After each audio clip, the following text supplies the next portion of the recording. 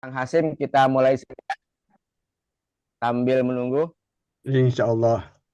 Baik, Bismillahirrahmanirrahim. Assalamualaikum warahmatullahi wabarakatuh. Waalaikumsalam Waalaikumsalam warahmatullahi wabarakatuh. warahmatullahi Alhamdulillahirrahmanirrahim. Wassalatu wassalamu ala asyrofil mursalin wa ala alihi wa sahbihi ajmain. Amma ba'd. Bapak Ibu Kanda Yunda yang berbahagia, pada Jumat pagi kali ini adalah Jumat yang ke-220. Alhamdulillah.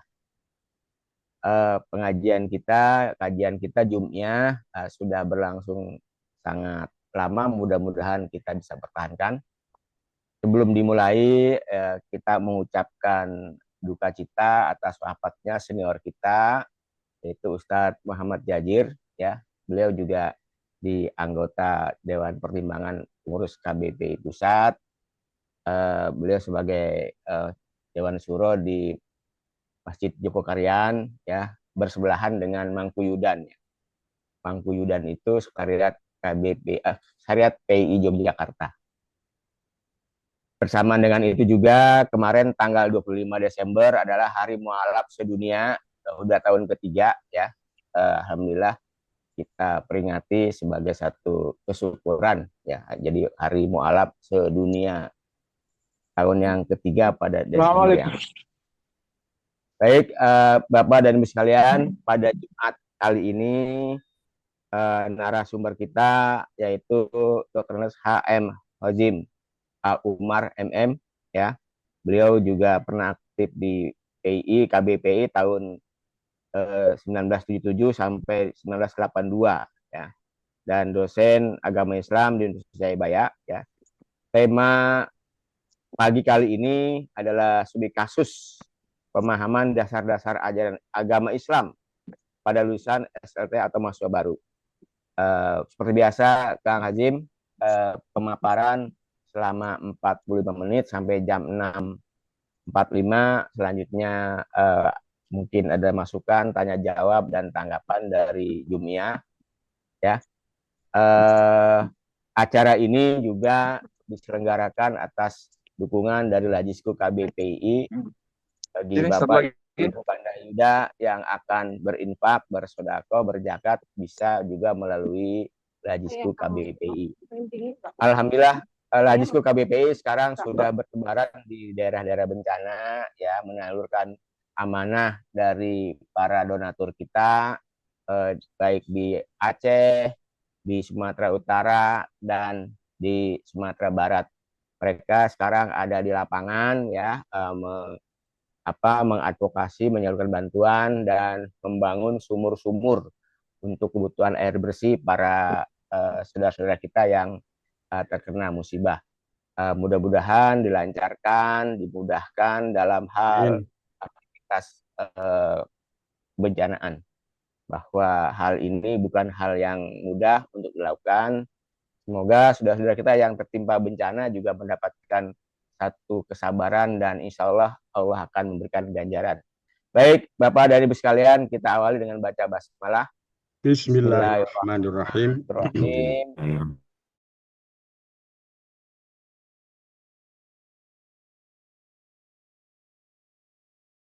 Monggo, Kang. Assalamualaikum warahmatullahi wabarakatuh. Waalaikumsalam warahmatullahi warahmatullahi wabarakatuh. Alhamdulillahirrahmanirrahim. Wassalamualaikum wa ala alihi washabihi ajma'in. Raditu rabbil islamitina wa yuhadin nabi rasulullah rabbi zidni ilma warzuqna fahma. Amin. Bapak Ibu Kanda Yunda rahimakumullah,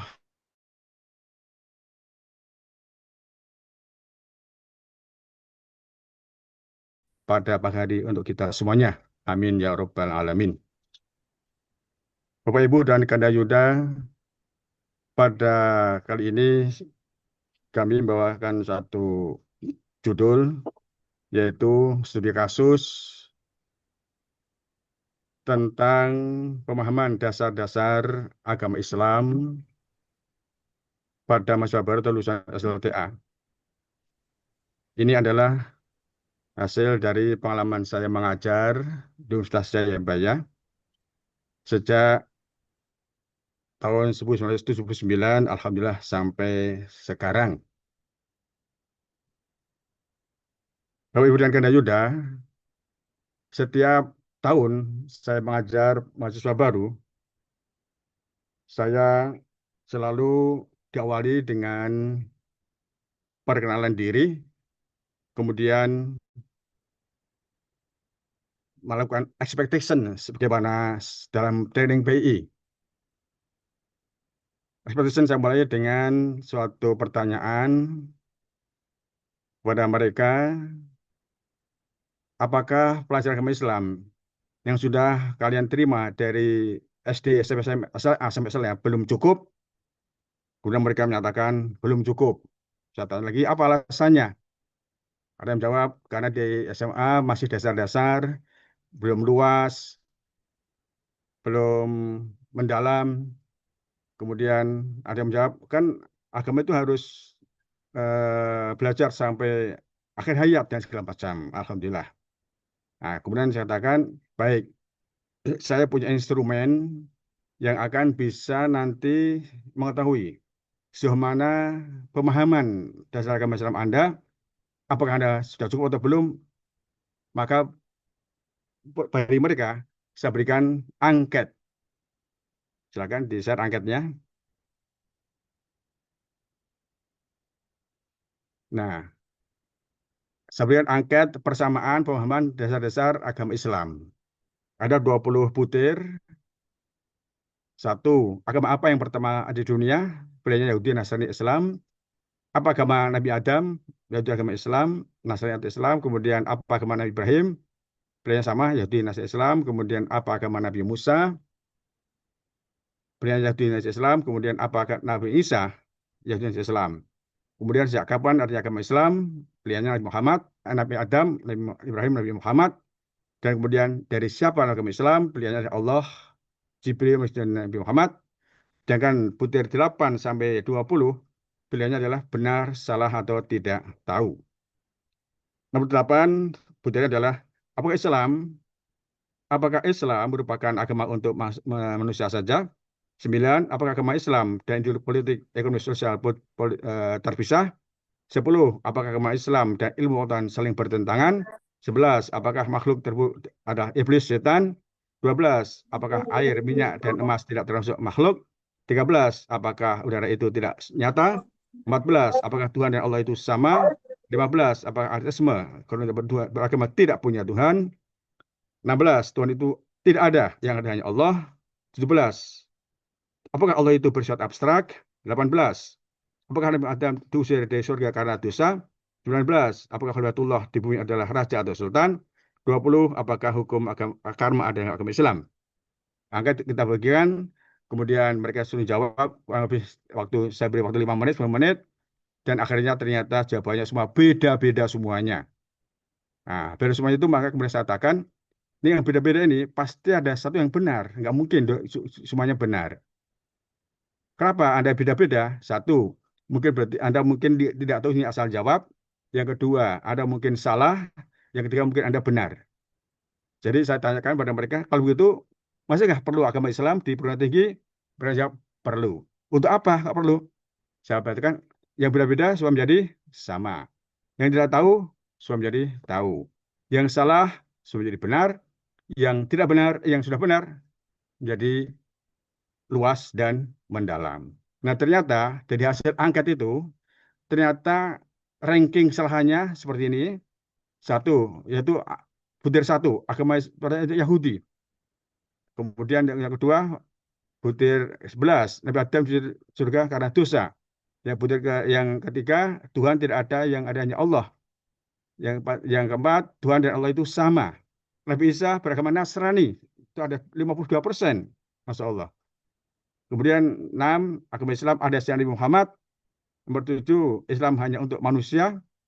Khalifatullah itu hanya sultan raja. Hukum dalam Islam, dan seterusnya. Nah, ada dan ibu sekalian, oleh karena itu, dari sinilah saya akan membangun suatu motif bagi mahasiswa baru, supaya ternyata perlu adanya pelurusan pemahaman agama Islam. Yang kedua, saya juga ajukan angket juga kepada mereka tentang rukun iman, tentang bagian supaya jadi silakan yang bagian rukun iman. Nah, saya berikan satu fotokopian rukun iman, saya suruh mereka menulis rukun iman dari Muhammad. Mereka sudah tahu, saya katakan, apa rukun iman itu? Mereka jawab satu, iman pada Allah, pada malaikat, pada kitab-kitab, pada Rasul, pada hari kiamat, dari takdir. Nah, sekarang Anda tuliskan di bagian ini. Sampai sampaikan, kemudian saya beri waktu 5 menit, saya periksa semuanya, ternyata salah. Semuanya salah. Nah, apa yang salahnya? Mereka mereka semua benar. Tapi ketika kitab-kitab itu mereka mengatakan kitab itu di alam nyata. Nah, kemudian saya tanya, apakah iman bagi kitab-kitab itu seperti yang Anda lihat saya sampaikan, buku Mushaf Al-Quran ini, apa isinya? Mereka jawab isinya. Nah, isinya apa? Isinya adalah firman Allah, Pak. Nah, kalau itu firman Allah itu gaib atau alam nyata? Gaib. Nah, berarti kitab-kitab ada di alam gaib. Nah, kemudian Nabi Muhammad. Nabi Muhammad itu nyata atau gaib? Nyata, Pak. Kan ada orangnya. Ya, betul. Yang nyata itu Muhammadnya atau nabinya. Muhammadnya nyatakan betul. Karena Muhammad adalah bin Abdullah, bin Abdul Muthalib, dan segala macam. Nyata. Semua orang Quraisy setuju dan berikan gelar Al-Amin. Karena beliau Muhammad yang jujur dan amanah. Nah, jadi Muhammad harus ditulis di alam nyata.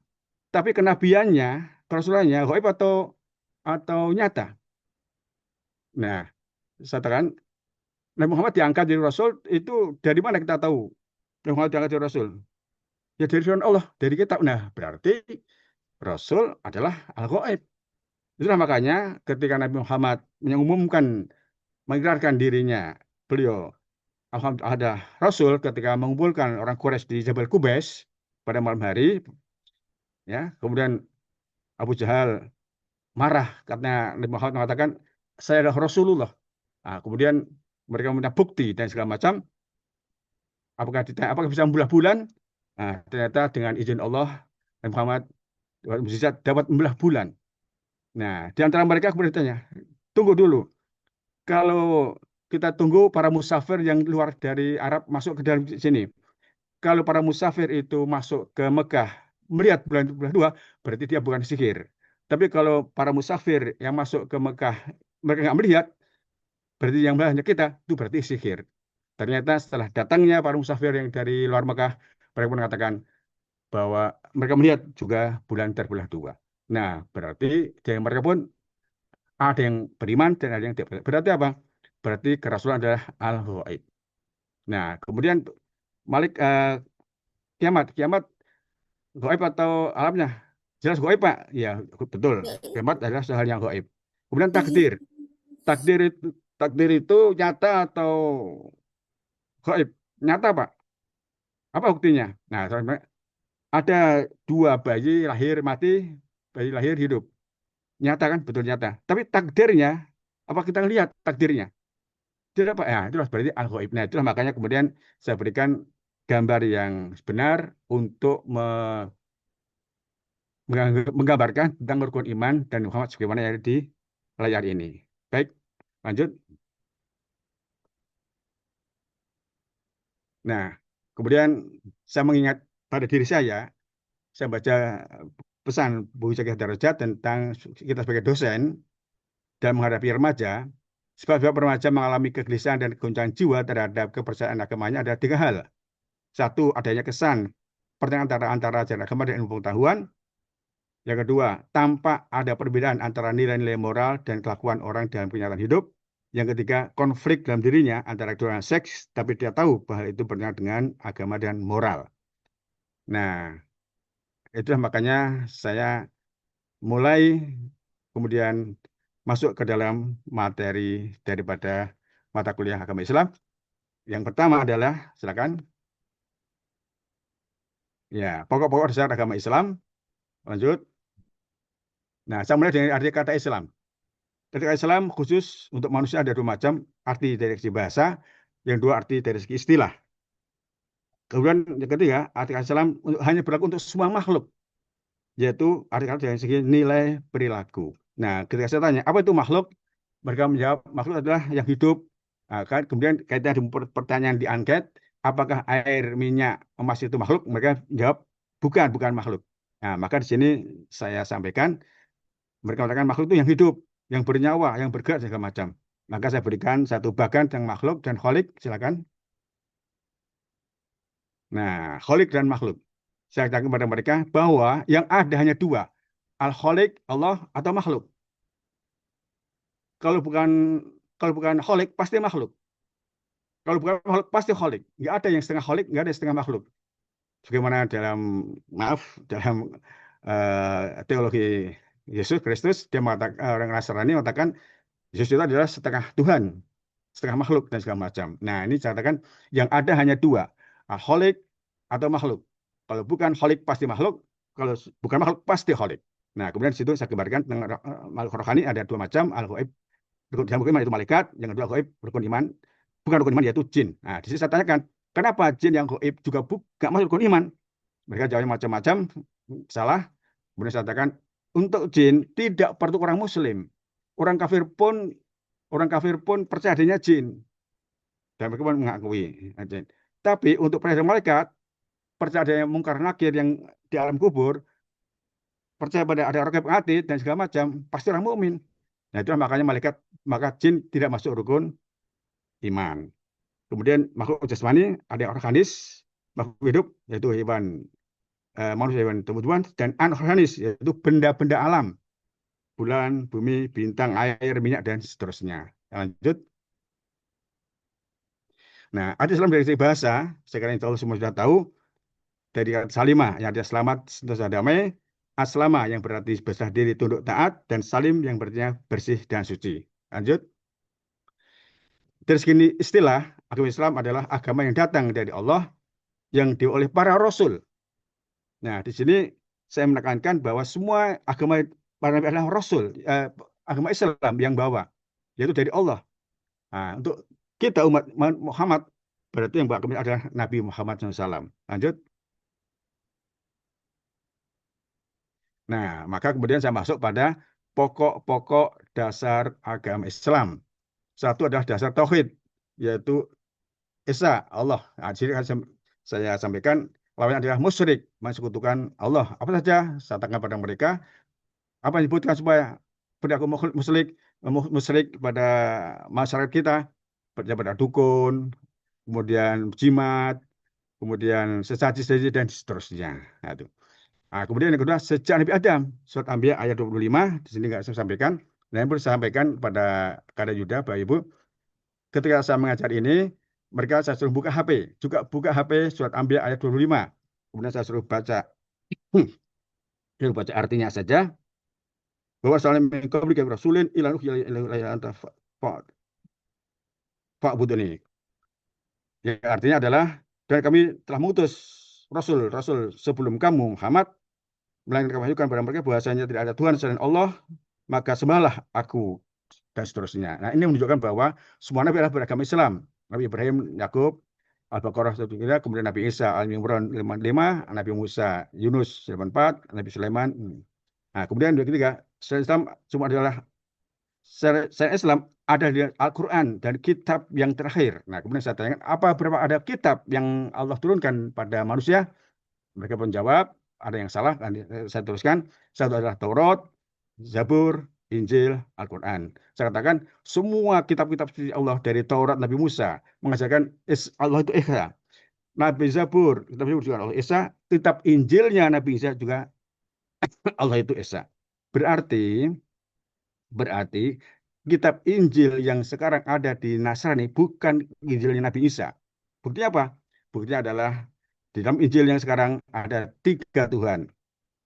Saya berikan juga, yaitu Tuhan Allah, Tuhan Bapa, kemudian Tuhan Roh Kudus, kemudian Tuhan Yesus Kristus, Tuhan Putra. Kemudian Nabi dan Rasul terakhir adalah Nabi Muhammad. Nah, ini pun juga saya sampaikan kaitan dengan ada di bagian umat Islam yang mengatakan ada Nabi selain Muhammad. Nah, itu berarti ajaran bertentangan dengan surat Ahzab ayat 40 khataman nabiyyin. Itu adalah isi Al-Quran adalah kafah, multi segala aspek kehidupan, yaitu meliputi alam akhirat, alam dunia akhirat, alam gaib dan alam nyata, termasuk tersebut. Kemudian berlaku untuk semua manusia, kemudian bersifat dakwah, amar ma'ruf nahi mungkar. Ya, lanjut. Nah, arti Islam dari segi nilai perilaku adalah tunduk, taat, dan berserah diri. Sikap yang demikian disebut sikap yang Islami. Nah, yaitu apa? Sikap yang tunduk taat pada sunnatullah. Ada surat Ar-Ra'd ayat 15. Billahi masjidu fis samadul ardi kullu karhan wa fil asol. Hanya kepada Allah sujud patuh segala apa yang di langit dan di bumi, baik dengan kemauan sendiri atau terpaksa, dan pula bayang-bayang di waktu pagi dan petang. Lanjut. Nah, apa yang bersikap Islam itu? Yang itu adalah semua makhluk fisik di alam nyata tadi, baik yang makhluk jasmani, eh, masuk yang hidup, organis maupun yang anorganis. Nah, pada yang organis di sini seperti matahari, bulan, kemudian saya sampaikan juga tentang air, minyak, dan emas. Sekarang kepada mereka, coba kalau Anda punya gelang emas, dicemplungkan ke air, apa perilakunya? Mengapa tenggelam? Kalau jawab tenggelam. Saya tanya, kenapa kok tenggelam? Mereka langsung jawab, ada yang jawab, anu Pak, karena berat jenisnya, masanya emas lebih besar daripada air, sehingga tenggelam. Betul. Kalau minyak tanah diteteskan ke air, mengapung atau tenggelam? Mengapung, mengapung. Apa alasannya? Mereka menjawab, benar, karena massa berat jenis minyak lebih kecil daripada air, sehingga mengapung. Nah, kemudian contohnya, siapa yang menetapkan massa berat jenis semua itu? Manusia, ilmuwan, atau Allah? Hampir sebagian menyatakan itu manusia, Pak, ilmuwan. Nah, kemudian saya dengan contoh, ada dua botol, satu botol berisi setengah air, botol air setengah, yang satu botol isinya separuh minyak tanah. Kemudian dua botol itu kita satukan. Yang minyak tanah kita tuangkan ke dalam satu botol air sehingga betul penuh. Apa posisinya? Sebagai bisa mengatakan, posisinya air di bawah, minyak di atas. Kenapa kok air di bawah? Ya, Pak, iya, Pak, karena masanya lebih berat daripada minyak, sehingga air di bawah, sedangkan minyak tanah itu apa itu masanya lebih ringan sehingga di atas. Nah, baik, sekarang kita kocok ya, kita kocok-kocok. Kita maunya, kita maunya minyak tanah yang di bawah, air yang di atas. Kita kocok-kocok, berarti gimana posisinya? Sama apa? Posisinya adalah air di bawah. Kenapa? Ya berarti tidak duduk pada maunya manusia. Berarti siapa yang menetapkan massa berat jenis semua benda fisik itu? Nah, akhirnya mereka baru sadar, oh, Allah yang menetapkan. Demikian juga perilaku jasmani manusia, hewan, tumbuh-tumbuhan maupun matahari dan bulan semuanya Islami, tunduk kepada ketuhanan Allah. Bintang-bintang yang punya miliaran nggak ada yang tabrakan satu sama lain. Kenapa? Karena semua tunduk kepada sunatullah pada Islami sesuai dengan jalurnya masing-masing. Lanjut. Nah, kemudian siapa yang bersikap Islami? Yaitu manusia dari segi rohaninya. Kalau jasmaninya, semuanya Islami. Apapun agamanya Islami, semuanya jasmaninya. Tapi dari segi rohaninya, Al-Quran mengatakan ada 3 macam golongan hati manusia. Hati Islami, yaitu iman takwa kepada Allah, yaitu golongan mukmin, Al-Baqarah 34. Kemudian hati yang kufur, hati yang ingkar dengan Allah, yaitu golongan kafir, Al-Baqarah 6:7. Kemudian hati yang nifak, bermuka dua, yaitu golongan munafik, Al-Baqarah 8-20. Lanjut. Nah, sampailah kepada bagian tentang kafah. Islam adalah kafah. Islam adalah merupakan seluruh aspek kehidupan manusia. Alam gaib, alam nyata, dunia dan akhirat. Nah, di sini saya sampaikan bagian seperti ini. Di sini tergambar ada 3 sistem iman. Keimanan, yaitu apa? Allah, menurunkan kitab suci Al-Quran dalam hal ini kepada Rasul. Kemudian Rasul mengajak para manusia untuk beriman kepada Allah. Jadi tidak mungkin manusia bisa melihat Allah tanpa Rasul, tanpa kitab Al-Quran. Nggak mungkin dengan akal, dengan filsafat. Filsafat hanya sampai pada kesimpulan, yaitu filsafat pasti ada pencipta alam. Seperti Thomas Aquinas atau Al-Kindi, tapi tidak sampai pada siapa, pencipta alam siapa. Nah, itu ada ranah daripada agama. Makanya Allah yang menciptakan akal dengan keterbatasannya, maka Allah mengutus Rasul untuk menjelaskan siapa itu Allah dan seterusnya tauhid. Kemudian yang kedua, sistem keilmuan dalam Islam. Allah dalam menciptakan alam berikut dengan tadi, menetapkan sunnah Allah pada alam, hukum alam tadi, menetapkan semua massa perilaku benda-benda fisika. Nah, oleh manusia diteliti, maka jadilah ilmu pengetahuan jadi sains. Maka teori sains dalam Islam pasti yang berada sesuai Islami, sesuai dengan sunnatullah. Nah, kemudian apa fungsi Allah menciptakan manusia pada alam? Adalah sebagai khalifatullah, yaitu sebagai pemimpin di bumi. Apa yang harus dikerjakan oleh khalifatullah? Yaitu beramal yang Islami dan amal yang ihsan. Ya, lanjut. Ya, ini saya sudah terangkan. Langsung saja langsung. Secara umat tadi sudah. Lanjut. Nah, kemudian sistem amal khalifah juga sudah lanjut. Nah, sampai kita pada sebagaimana tadi diangkat kan banyak sekali mengatakan Allah, Tuhan Allah itu sama dan segala macam. Maka saya mulai dengan mengajarkan atau membahas la ilaha illallah. Tidak ada Tuhan selain Allah. Di sini saya tanyakan, apakah Anda semua, pertama saya katakan ilah dan Allah itu beda atau sama? Tadi mereka mengatakan banyak yang menjawab sama. Baik. Sekarang yang kedua saya tanyakan, apakah Anda yang di kelas ini punya Tuhan? Punya. Tuhan Anda siapa? Allah. Oke. Jadi Tuhan itu ada tidak? Ada yang menjawab, tidak ada Pak. Yang ada Allah. Ada yang menjawab itu. Yang Allah. Loh. Jadi Tuhan tidak ada Pak. Yang ada hanya Allah. Nah, Allah itu Tuhan atau bukan? Allah itu ya Allah. Nah, begitu yang ngeyel dia. Nah, oke, baik. Kemudian saya salah definisinya gitu. Coba sebutkan motor dan nasi. Apa bedanya? Motor kendaraan, nasi makanan. Oke. Apa bedanya biskuit dengan Allah? Biskuit mengatakan biskuit makanan. Allah dia diam. Yang lain jawab Allah Tuhan. Nah, berarti Tuhan itu ada tidak? Ada, Pak. Nah, tapi Tuhan ada siapa? Allah. Nah, lanjut. Maka saya tulis di papan tulis, apa yang dimaksud dengan kata-kata la ilaha, tidak ada Tuhan? Apakah Tuhan itu tidak ada, yang ada Allah? Yang kedua, apakah tidak ada yang hak dan benar, yang benar Allah? Kan tadi sudah kita sepakati kepada mereka, Tuhan itu ada. Berarti yang benar adalah yang kedua. Tidak ada yang hak dan benar yang kecuali hanya Allah. Lanjut. Nah, kemudian perbedaan ilah dan Allah. Karena mereka jelas tidak tahu tentang apa itu Allah, apa itu ilah. Lanjut. Ilah adalah mengandung arti Tuhan. Jadi kalimat kemudian berupa istilah. Ilah itu ada berupa istilah. Yang universal, bukan wujud, tapi satu istilah yang abstrak. Nah, kemudian dalam Al-Quran ada 3 macam bentuk isim ilahun, yaitu tiga. Satu, bentuk mufrad, ilahun, satu Tuhan. Di Al-Quran ada 111 kata.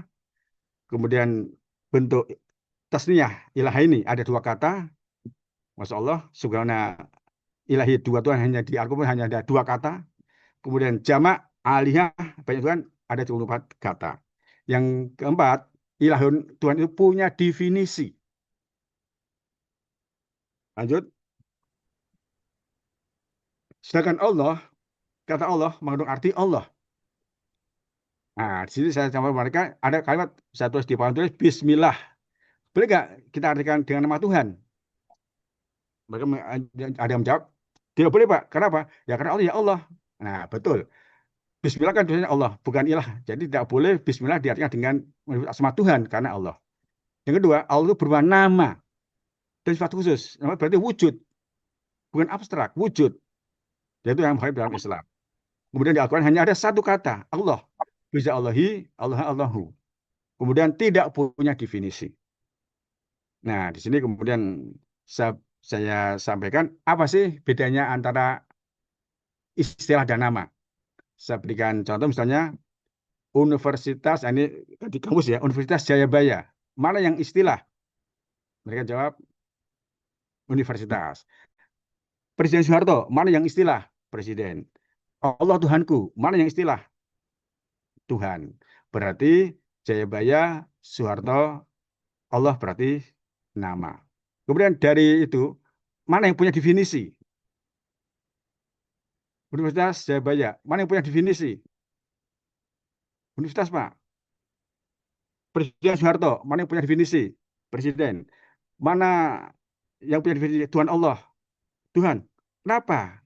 Kok kata universitas, kata presiden, kata Tuhan punya definisi? Mereka ada yang jawab, karena itu universitas, Pak. Ya, universitas, betul universitas. Berarti apa? Karena itu bersifat istilah. Bersifat istilah. Jadi yang istilah yang punya definisi, yang nama bukan punya definisi, nggak punya definisi seperti nama Anda masing-masing, apa punya definisi? Mereka menjawab tidak. Nah, lanjut. Nah, untuk syarat definisi Tuhan, ilah kan harus universal. Berarti harus berlaku umum, berlaku semua manusia. Baik golongan tidak beragama. Nah, kemudian saya tanyakan kepada mereka, apakah golongan beragama punya Tuhan? Punya. Kemudian, apakah golongan tidak beragama ateisme punya Tuhan? Tidak. Oke, nanti kita bahas tentang ateisme. Lanjut. Nah, definisi dan kriteria Tuhan atau ilah. Di sini terus terang aja saya terinspirasi dengan Bang Imaduddin almarhum karena saya pernah jadi waktu itu ikut ujian dakwah di ITB tahun 75 waktu saya masih mahasiswa tingkat akhir. Nah, di situ saya terkesan sekali dengan uraian-uraian Bang Imad. Definisi Allah adalah sesuatu yang diagungkan, dipentingkan secara mutlak dalam kehidupan. Jadi mutlak sesuatu sama dengan mempertuhankan sesuatu. Apa kriterianya? Satu, rela merupakan nyawa hidup atau mati. Nah, kemudian saya katakan kepada mereka, dalam Islam, nyawa kita hanya kepada siapa? Kepada Allah saja. Inna sholati wa bilang alamin. Nah, kan gitu ya. Nah, sekarang saya kepada mereka, apakah ada di kehidupan remaja gara-gara putus cinta, putus pacar, lebih baik begon mati? Banyak, Pak. Nah, berarti dia mati demi siapa? Demi cinta. Nah, berarti dia sudah mempertahankan cinta namanya. Kuncinya adalah berani mati demi sesuatu berarti mempertahankan sesuatu. Nah, itu saya katakan. Berani mati demi sesuatu berarti mempertahankan sesuatu. Bagi orang Islam, hanya demi Allah, demi agama Islam kita mati. Nah, yang kedua, menentukan seluruh nasib hidupnya. Dalam Islam, nasib hidup kita ini kepada siapa? Ya kepada Allah. Nah, saya tanya, apakah ada yang nasib hidupnya kepada dukun, pada jimat? Banyak, Pak. Nah, berarti dia sudah mempertahankan dukun atau jimat. Yang ketiga, meyakini sebab utang kejadian. Tadi kita bahas, ada bayi mahir mati, ada bayi hidup. Siapa yang menentukan? Takdir. Ya, berarti Allah yang mentakdirkan. Tapi di masyarakat, ada nggak? Terutama para supir-supir angkutan umum, di jalan raya, itu paling takut nabrak hewan apa? Kucing, Pak. Kucing. Apa alasannya? Karena bahwa sial. Keyakinan seperti itu, bahwa kalau nabrak kucing akan bahwa sial, ada nggak? Oh, banyak, Pak. Nah, berarti dia sudah mempertuhankan kucing. Berarti itu dianggap sebagai sebab kejadian. Berarti sudah musyrik namanya. Nah, kemudian yang keempat, menjadikan dalam hidup. Saya beri contoh tadi, gara-gara putus cinta, ada remaja yang lebih baik mati. Lebih baik begon. Apa struktur berpikirnya kalau dia milih begon aja? Oh, karena putus asa, Pak? Betul. Karena stres? Betul. Karena saking cintanya pada pacarnya? Betul. Nah, itu. Tapi struktur berpikirnya apa? Pola berpikirnya. Nah, saya katakan pola berpikirnya adalah karena dia punya prinsip, kalau saya hidup tanpa dia, nggak ada gunanya. Nah, saya katakan, kalau saya hidup nggak ada gunanya. Nah, berarti ukuran dia adalah dia. Ukuran dia adalah pacar. Nah, itu berarti sudah mempertimbangkan pacar. Dalam Islam, yang penting adalah ridho Allah. Semua adalah demi ridho Allah. Nah, kemudian yang kelima, rela berdirinya dikasih dengan sepenuhnya oleh. Nah, sekarang katakan, dalam Islam, mereka tanya, apakah Anda sholat? Waktu sholat, Pak. Apakah Anda puasa? Puasa. Kenapa Anda sholat dan puasa? Wajib, Pak. Saya mengucapkan, ya Allah. Oke. Apakah Anda berjudi, Anda narkoba, Anda mabuk-mabukan? Tidak. Kenapa? Karena itu larangan Allah, Pak. Larangan Allah. Oke. Berarti Anda rela dirinya dikuasai oleh Allah. Semua yang diperintahkan dijalankan, semua yang lain dijauhkan. Nah, sekarang kembali dua remaja tadi yang saling dimabuk cinta. Dikatakan, apa yang diminta dikasih. Apa yang disuruh dilakukan. Nggak berpikir benar salah, baik buruk, halal haram. Nah, itu berarti dia sudah mempertuhankan cinta. Lanjut. Nah, di sini sama Islam, bahwa itu hanya pada Allah, yaitu mempertuhankan hidup mati. Tadi sudah Al-An'am nomor 2, kemudian berkaitan dengan nasib ikhlas, meyakini sebab kejadian, yaitu takdir Allah, Al-Furqan ayat 2, ukuran tinggal ada ridho Allah, atau bah 2, dalam diri untuk Allah, Al-Quran 22. Itu semua pada masa saya suruh buka HP-nya, saya suruh baca artinya satu persatu. Lanjut. Nah, kembali pada ateisme tadi. Tadi kan sudah dijelaskan, mereka mengatakan ateisme itu tidak punya Tuhan. Oke. Karena Anda harus tahu, sebelum menyimpulkan, Anda harus tahu apa arti kata ateisme. Tidak. Theos, Tuhan pencipta alam itu Theos.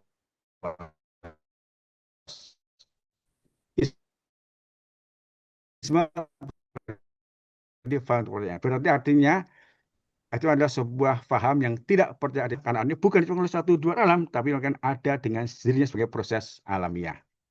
Oke, lanjut.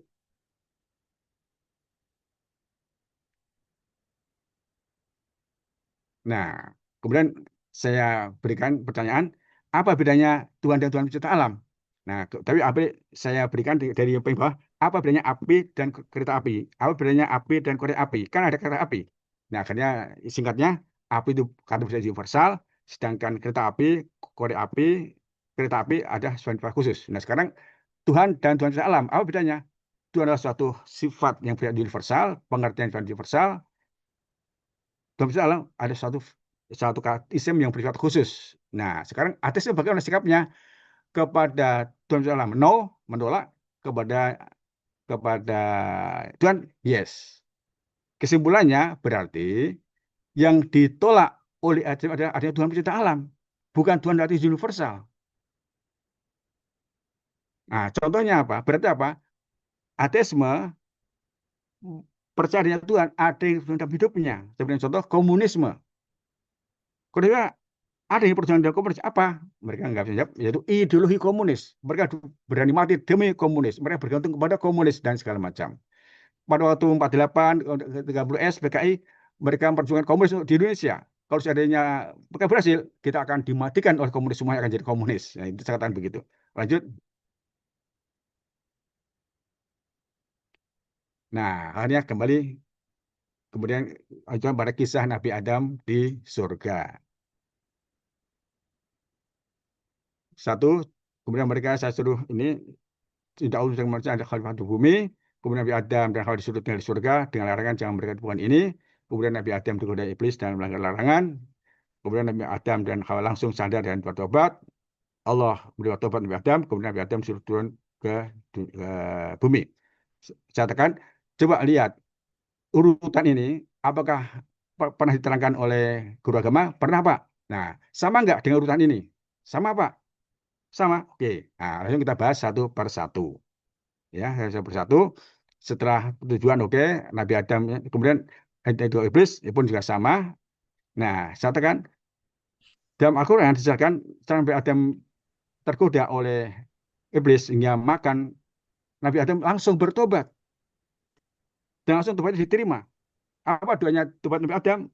Robbana atina fid dunya hasanah, apa? Oh, bukan, itu doa Nabi Muhammad. Mereka pertawa. Nah, doa Nabi Adam adalah Rabbana zalamna anfusana wa illam taghfir lana wa tarhamna lanakunanna minal khasirin. Surat Al-Araf ayat 23. Kemudian Allah langsung fataba alaih, Allah menerima tobatnya. Surat Baqarah 37 dan Toha 122. Nah, kenapa Nabi Adam sudah taubatnya diterima, apa masih dosa? Tidak, Pak. Nah, kenapa disuruh turun ke bumi? Karena untuk menjalankan khalifah di bumi. Lanjut kesimpulannya. Nah, kesimpulan Nabi Adam adalah satu. Tujuan Allah menciptakan Nabi Adam manusia untuk hidup di bumi, bukan untuk khalifah, bukan untuk hidup di surga. Karena betulnya untuk di bumi, fil ardi. Nah, dua, Nabi Adam sebagai nabi yang lain bersifat maksum, suci terjaga dari dosa. Namun sebagai manusia biasa, seorang nabi pun dapat berbuat salah dan lupa. Hanya saja ia langsung sadar dan bertobat dan Allah langsung menerima tobatnya Nabi Adam. Khuldi bukan nama pohon. Tadi saya jelaskan larangan Allah, la taqrabu hadhihi syajarata. Jangan mendekati pohon ini. Apakah ada yang sebut kata khuldi? Tidak, Pak. Nah, dari mana kata khuldi? Nah, itu dari rayuan setan. Kata khuldi adalah bagian dari iblis agar Nabi Adam mau makan dengan alasan agar kekal hidup juga seperti malaikat. Yang keempat, turun Nabi Adam di surga, turun ke bumi bukan sebagai hukuman, melainkan sudah saatnya tugas sebagai khalifatul fil ardi. Lanjut. Nah, apa itu khalifatul ardi? Di tafsir Al-Quran katakan khalifah adalah seorang yang menjadi pengganti dari yang lain, seorang yang lebih menang untuk bertindak dalam sesuatu dengan ketentuan yang lebih menang. Saya contohkan seperti wakil rakyat. Di bawah wakil rakyat, apa tugas wakil rakyat? Berarti melaksanakan amanah dari rakyat. Nah, kalau wakil Allah berarti melaksanakan amanah dari Allah. Lanjut.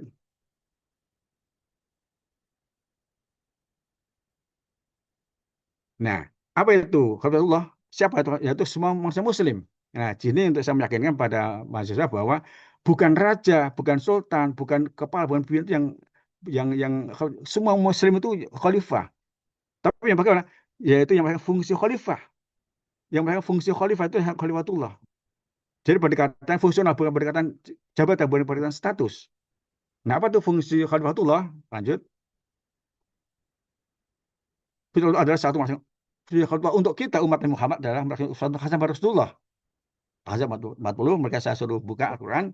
Yang kedua, melakukan kesalahan Nabi. Apa kesalahan Rasulullah? Ada amar ma'ruf nahi mungkar. Nah, saya beri contoh. Misalnya di Jakarta, ada keluarga, pasang suami istri yang bekerja. Semuanya tinggalnya di Bekasi Timur. Saya lihat Bekasi Timur. Dan kemudian kerjanya di Jakarta Utara, Jakarta Barat sana. Maka kedua orang tua itu habis sholat subuh langsung pergi. Anaknya masih tidur. Yang ada pembantunya. Mungkin anaknya SMA, baru mungkin jam 5, mungkin dibangunin oleh pembantu. Ayo bangun-bangun untuk sholat subuh, kemudian mandi, sarapan, terus siap-siap sekolah. Nah, di situ saya katakan, siapa fungsi khalifah? Mereka pembantu. Nah, itu pembantu. Karena dia yang mengajak sholat. Itulah pembantu, itulah ma'ruf, itulah berarti khalifah, walaupun dia satunya pembantu. Tapi jadi saya melaksanakan fungsi khalifah itulah khalifatullah, bukan jabatannya. Nah, kemudian arti yang ketiga adalah melestarikan maulad dan alam untuk manusia serta lingkungan alam. Oke, lanjut. Nah, apa itu adalah rahmatan lil alamin. Rahmatan lil alamin. Oke, lanjut. Nah, kemudian ruang lingkupnya apa? Untuk diri sendiri, keluarga, masyarakat, bangsa negara, dan dunia internasional. Saya berikan untuk diri sendiri, saya berikan contoh. Ada mahasiswa satu, kalau mau belajar, itu tidak bisa belajar di kamarnya sendiri. Kenapa? Karena kamarnya itu apa itu bau, apek, kemudian kasurnya, bantalnya segala macam itu mungkin nggak pernah dicuci, jadi suasana nggak bisa untuk belajar.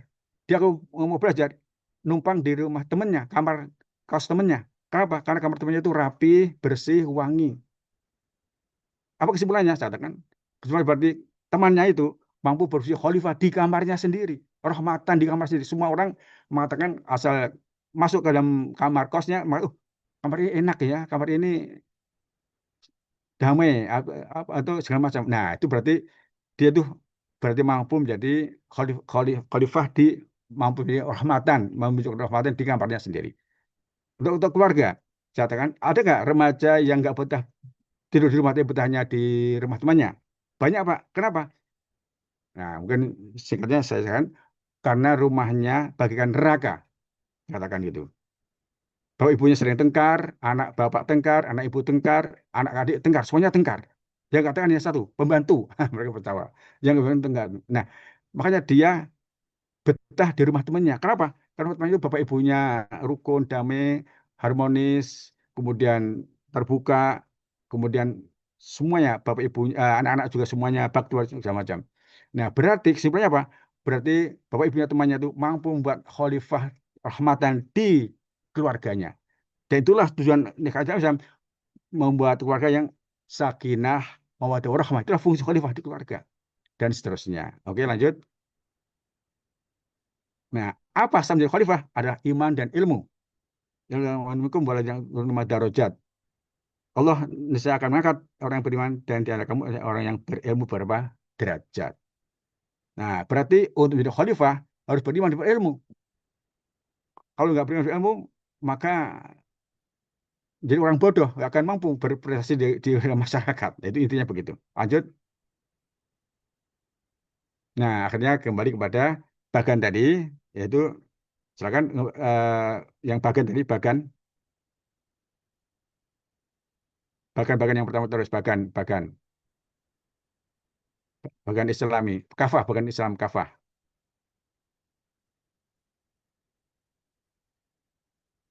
Ya, stop. Nah, di situ ada sunatullah dua, sunat tertulis yaitu ayat-ayat qauliyah dan sunat tertulis yaitu ayat-ayat kitabiah.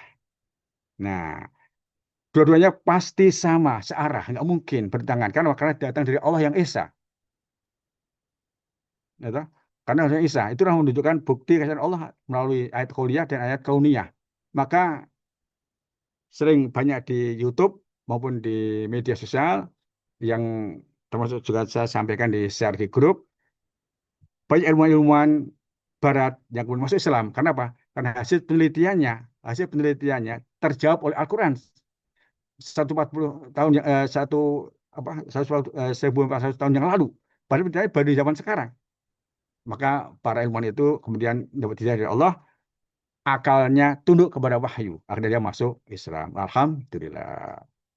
Inilah Pak Ibu Yanda, pengalaman saya mengajar. Mohon saran dan inputnya untuk perbaikan kami selanjutnya. Demikian, kami serahkan pada moderator. Baik, makasih Kang Hazim. Ini materinya sangat berat ya. Kalau diasumsikan untuk pemahaman dasar bagi anak-anak SMA ya, apalagi SMA yang di kota-kota ya, yang mungkin tidak bersentuhan dengan pesantren dan lain sebagainya. Ya, jadi mungkin Bapak Ibu sekalian nanti akan ada yang mau respon, bertanya. Ya, mungkin sebelum saya sampaikan, saya serahkan kepada Jumiah yang raise hand ya.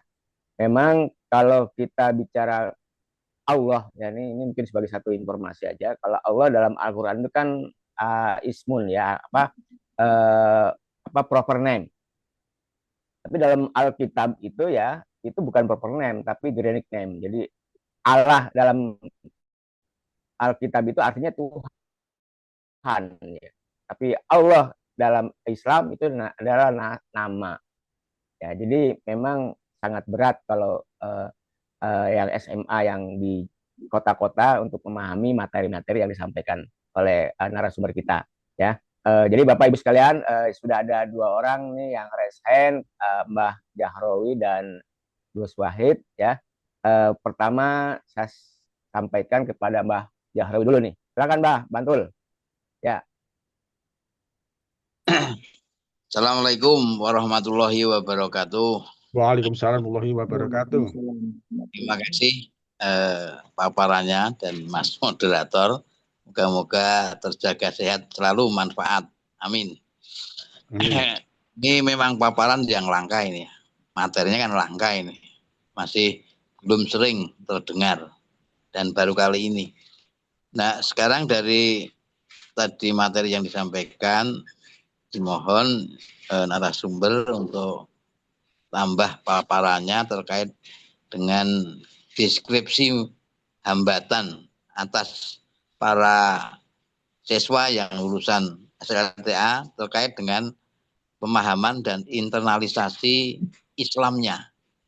Mengingat saat ini para remaja lulusan SLTA ini kan dihadapkan dengan kompleksitas masalah multidimensi hidup.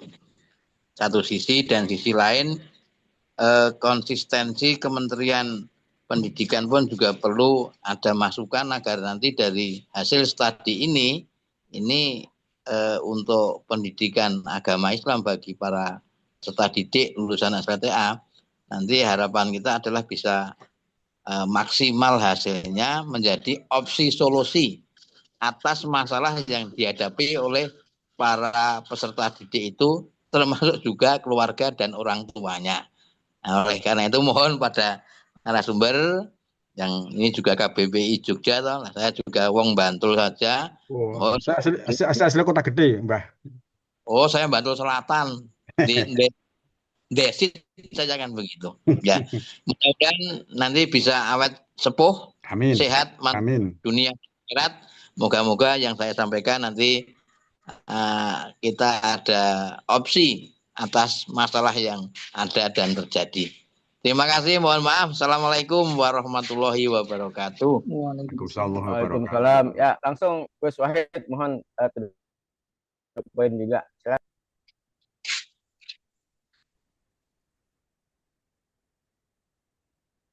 Ya, ini menarik ya.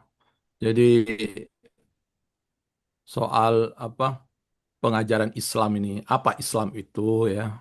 Jadi ada kaitannya dengan iman ya dan juga apa hakikat agama itu. Jadi ini bagus sekali menurut saya pendekatan yang mencoba untuk apa itu menyampaikan kepada siapapun terutama anak didik untuk mengenal pokok-pokok ya.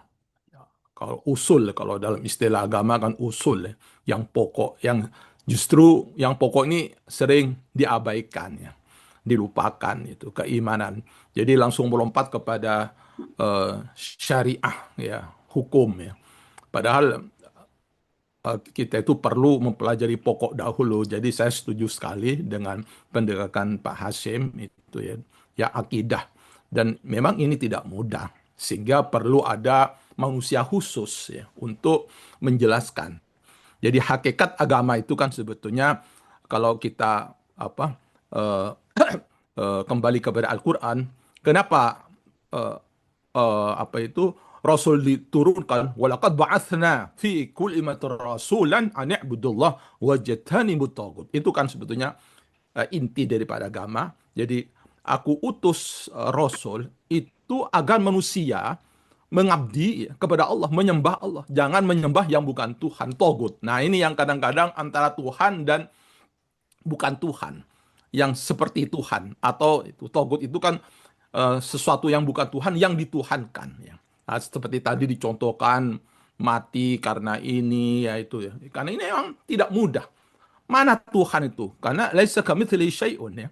Dan manusia cenderung selalu dalam memahami itu harus ada acuannya, ada konsepnya. Nah, ini kan unkonseptual, tidak bisa dikonsepkan.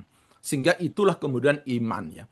Nah, persoalannya sekarang bagaimana melakukan transformasi dari kognitif pengetahuan ya. Ini bagus ya kepada hidayah, kepada afektif, yaitu meyakini perasaannya siapa Tuhan itu ya. Dan kita harus menyadari juga pengertian tadi yang disampaikan oleh Islam. Islam itu apa sih? Nah, ternyata apa itu kita banyak juga di antara kita ini yang perlu ditinjau ulang ya konsep tentang Islam itu. Misalnya kita memandang Islam itu seakan-akan monopoli kita. Padahal la nufarriqu baina ahadin min rusulih wa nahnu lahu muslimun. Di Al-Qur'an sendiri itu Adam, Isa, Nuh, semuanya mengatakan nahnu muslimun. Kita orang muslim gitu. Nah, inilah harus pahami bahwa inna dina indallahil Islam. Oleh karena itu persoalannya di dalam Islam yang mana di antara kita ini ya. Nah, ini yang kemudian terjebak kepada suatu konflik ya, konflik klaim ya. Kita merasa kita paling Islam gitu loh. Padahal dalam tadi sudah disebut oleh Pak Hashim, walahu aslama man fil ardi kulluhum jami'a afa anta tukrihun nas. Nah, itu. Padahal sebetulnya semua itu sudah berislam. Islam itu sebetulnya adalah satu sikap dan perilaku tunduk kepada hukum ya, hukum Tuhan. Jadi bisa jadi kenapa Cina maju karena dia sudah berislam, melaksanakan sunatullah, misalnya bekerja keras, jujur gitu ya. walaupun dalam hal yang lain belum berislam. Nah, Islam tadi itu diartikan secara lahiriah tapi juga secara batiniah. Nah, ini yang menjadi persoalan. Kita seringkali menganggap kita itu Islam sehingga orang lain kafir, begitu loh. Nah, ini yang harus dirubah cara berpikir dan ini sangat signifikan menurut saya. Pemahaman ini ya, kita sering menganggap orang lain itu, kalau kita berpikir soal kafir itu selalu orang lain. Yaitu kalau kata istilah Gus Dur, kafir dewe ora digateke gitu loh. Itu selalu mengkafirkan orang lain. Padahal itu adalah satu konsep yang tidak mudah, yaitu bagaimana kita itu tunduk kepada aturan Tuhan. Kenapa kita misalnya bodoh? Ya karena kita tidak melaksanakan hukum Tuhan, tidak belajar, tidak bekerja keras, tidak menuntut ilmu gitu loh. Nah, ini yang seringkali pemahaman yang parsial dan dangkal ini harus dikoreksi. Dan menurut saya pendekatan yang disampaikan oleh Pak Hasyim ini dalam rangka untuk mencoba untuk mencari solusi bagaimana pemahaman keislaman kita yang parsial dan dangkal ini harus kita perbaiki ya, supaya berdampak kepada husnul faham wa husnul tadbiq. Pemahaman yang baik itu akan berdampak kepada pengamalan. Nah, ini makanya tidak heran menurut ulama yaitu masalah utama umat Islam itu hanya ada dua. Soal pemahaman, yaitu nggak paham terhadap agamanya. Yang kedua, akibat pemahaman yang dangkal dan salah itu berimbas kepada tadbik, implementasinya. Nah, oleh karena itu menurut saya pendidikan, pengajaran dengan sistem yang rasional ya, seperti yang disampaikan oleh Pak Hasyim ini bagus sekali untuk, artinya Islam ini terbuka gitu loh. Terbuka betul-betul hudan linnas. Islam itu betul-betul lil alamin. Alamiah, lil jami, untuk semua. Nah, kadang-kadang kita itu kan enggak. Islam itu seakan-akan kita memonopoli, hanya itu. Kita takut kepada komunisme, kita takut kepada ateisme. Padahal itu adalah satu proses ya, satu proses. Jadi ini yang mungkin perlu kita melakukan satu refleksi dan evaluasi ulang terhadap kesalahan ya, atau distorsi dan deviasi pemahaman kita terhadap Islam, terhadap iman, dan terhadap ihsan. Nah, mudah-mudahan dengan begitu dalam berinteraksi bahwa Islam itu adalah memiliki dimensi yang alamiah, yaitu lil jami, bahwa kafatan linnas, dan juga harus holistik, kafat udkhul fi silmil itu bisa betul-betul ditangkap. Nah, selama ini menurut saya belum, dan tadi saya melihat kesan apa yang dilakukan oleh Pak Hasyim itu dalam rangka untuk mencapai pemahaman keislaman yang pokok supaya sistematis, jangan melompat-lompat. Jadi misalnya kita belum apa-apa, belum kenal Tuhan, sudah diperkenalkan aturan Tuhan. Itu loh. Umur itu amr, aturan, perintah itu penting, tapi jauh lebih penting adalah amir. Siapa yang membuat aturan itu? Nah, yang membuat aturan itu adalah melalui iman, akidah, dan tentang syariah itu adalah akal, aturan itu. Baik, nah, ini menurut saya sistematika ini kalau misalnya dimantapkan lagi itu lebih bagus. Saya pikir itu komentar saya menggarisbawahi apa yang disampaikan oleh Pak Hasyim. Terima kasih Pak Hasyim.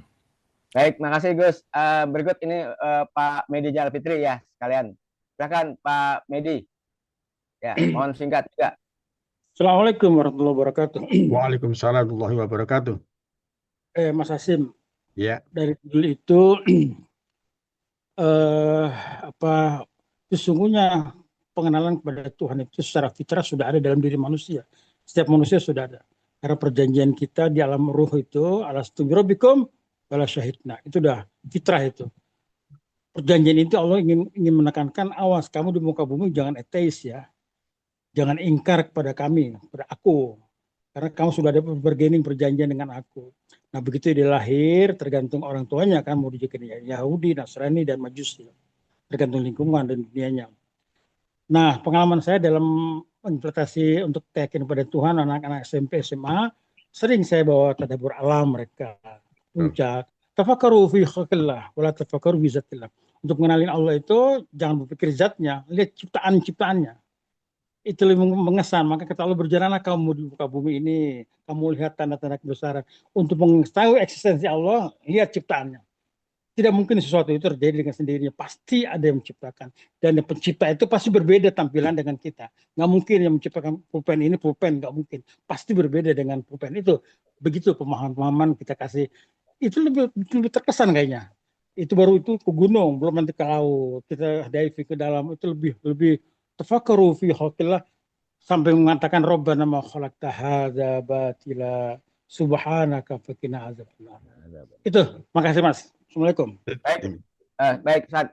Mungkin ini ada yang di chat, Kang Asim. Saya bacakan saja sebelumnya. Ya. Apakah modernisasi itu berpengaruh terhadap orang-orang untuk tidak bertuhan?